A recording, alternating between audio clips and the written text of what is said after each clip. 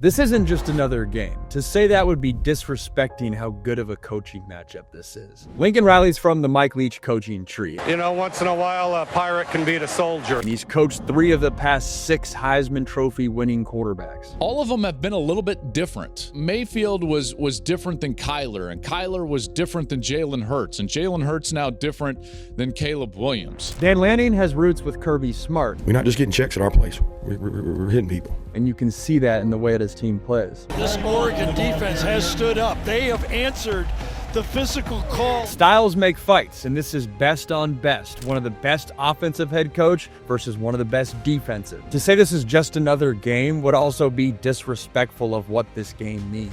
I was recruited to USC off of the 2011 win versus Oregon, and there's more at stake in this game. Shoot, you could make the argument there's more at stake in this game than any game since 2005. Lincoln Riley changed the culture at USC from his second year to this year. Dan Lanning is celebrated as one of the best culture builders in the sport. This is the ultimate measuring stick for the USC program. It was one thing to win a tough one versus Iowa, but Iowa has the 42nd ranked roster talent composite score in the country. USC has the 17th. Oregon has the 5th. The Trojans are tough enough to win ugly, but are they tough enough to close the gap? This is not just another game, so I wanted to dive into the film, see what we can pull from it, and how that's going to impact the result of this one on Saturday. There are very distinct themes when you watch the interceptions that Jayden Maiava has thrown compared to the interceptions that Oregon has taken away. Maiava's thrown 6 on the year. Oregon's got 9. 4 of 6 of Jayden Maiava's interceptions have come in the 3 games where USC has played ranked opponents. This play right here is the noteworthy interception that Jayden Maiava threw versus Northwestern and then caused the fumble in the end zone.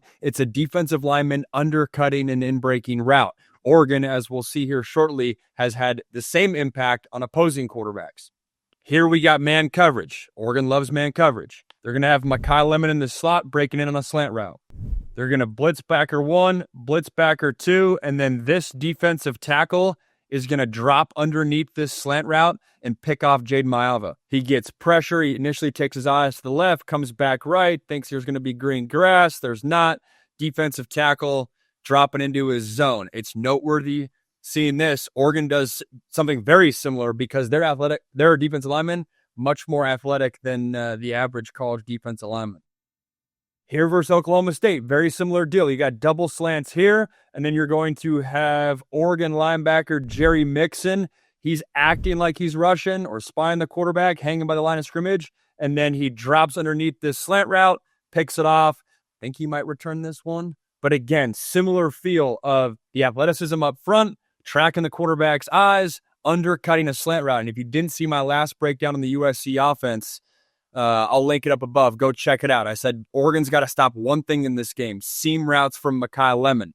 I know these aren't seam routes, but it's Lemon lining up in the slot, trying to win that one-on-one matchup with the DB across from him. Here we got Peyton Woodyard for Oregon. He's dropping into the box. You got a slant route right here. Once again, he's going to undercut it. This is a rare undercut by a secondary player. Usually when you watch the 9 interceptions that Oregon's got this year, it's either there's 2 that are batted balls. We just saw one that was a defensive lineman getting involved. It's not as much defensive back related, or I should say defensive back caused. Hey, real quick, if you're enjoying this video, hit the subscribe button down below. A couple of weeks ago, we hit 50,000 subscribers, and we're continuing to grow. Appreciate you. Similar deal here. USC interception in the Illinois game. You're going to have a slant route here. It's going to be an RPO by the offense. He's reading this linebacker, inside linebacker, cuts underneath this slant, picks it off.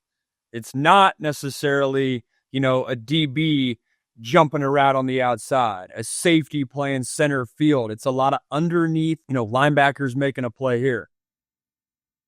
Jayden Maiava, I said it in the last video, his EPA per play is better than any quarterback in the country. So turnovers aren't necessarily an issue, but when they have showed up this year, these are the themes. Here we got Jerry Mixon again. He's going to get his 2nd interception of the year, again at the linebacker spot. Northwestern, they're going to bring this running back out on what's trying to be a little Texas route. Linebacker undercuts it and then returns it for about a 30-yard gain. The athleticism from the Ducks defense. If you're thinking in your Maiava that I'm just gonna have easy hot routes, get the ball out of your hands, don't have to worry about it, my guy's more athletic than your guy kind of thing, that doesn't fly with Oregon. It's great communication, triggers on it, boom. That's what, the third or fourth one we've seen of undercutting, in-breaking, short, condensed routes. Here, just to drive the point home even further, Bryce Betcher, linebacker for Oregon. They've got a little top-of-the-screen receiver is going to work out and then break in. Betcher initially takes his eyes to his right, but then comes back to his left, undercuts it, gets the interception. So any of those mesh concepts for USC, got to be wary when slot receivers are coming across the middle. Oregon has had luck all season long with finding a way, even if it's, ricochet football right here, coming up with a big turnover. Can't happen, especially if the elements are a factor in Eugene. Then here's another theme. You guys are going to love this because the interception that Maiava throws versus Notre Dame is almost carbon copy to the interception Fernando Mendoza threw on the road at Oregon. This, you got Notre Dame lined up in man coverage. Man, all across the board. USC is going to go hitch, over route. That's the route that gets intercepted. Then you got a little out route. Then you got a vertical route.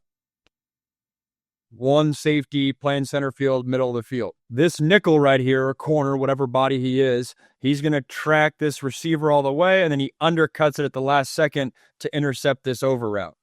This, I felt like, was one of the rare games where you lined up and you're like, all right, Notre Dame, athletically, they can hang with USC. Hence why they're going man. Hence why I think Oregon will also go man. Undercuts it, gets the turnover. Rare mistake by Jayden Maiava. You go here in Autzen, Oregon's defense. Once again, what do we got? Man coverage there.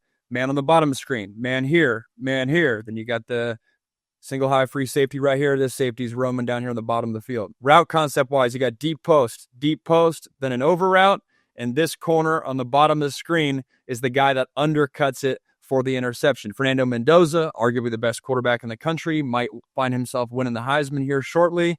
On this field, it was the pick six for Oregon. Got him going. Needed more in this game. But literally carbon copy. Notre Dame got Maiava. I guarantee they're showing this cut up in the USC quarterback room of, hey, not to make it gun shy, but last time you threw an over route, get used to the athleticism that Oregon's DBs have, or it's not just going to be, hey, I'm just trying to hang on against the USC receivers, which sometimes that happens, right? When opposing teams, I remember this when we were in our quarterback meeting rooms at USC, sometimes we'd see different coverages than the opposing defense had ran all year because the athletes and the receivers that USC brings to the park are different. I don't think Oregon fears USC like other teams might. When I watch the Oregon defensive film, three things stick out. One, Oregon loves and trusts their dudes in man coverage. I'd expect early on in the game, Oregon to line up in man coverage. If USC beats them, well, then maybe they evolve and get out of that as the game progresses. If USC doesn't beat them in man coverage, Oregon's going to sit in that the whole night and continue to bring pressure. Second thing, Oregon has the athleticism and the movement up front to change the picture on the quarterback that consistently causes turnovers for opposing quarterbacks. And then three, if I'm Jayden Maiava in this game, yes, you got to worry about corners and safeties and whatnot. But when you watch the film, the big turnovers have often come because of the defensive line and the linebackers for Oregon. So don't get complacent with arm angles and checkdowns and slant routes that might be easier against other defenses. Oregon's baited some good quarterbacks into making costly mistakes.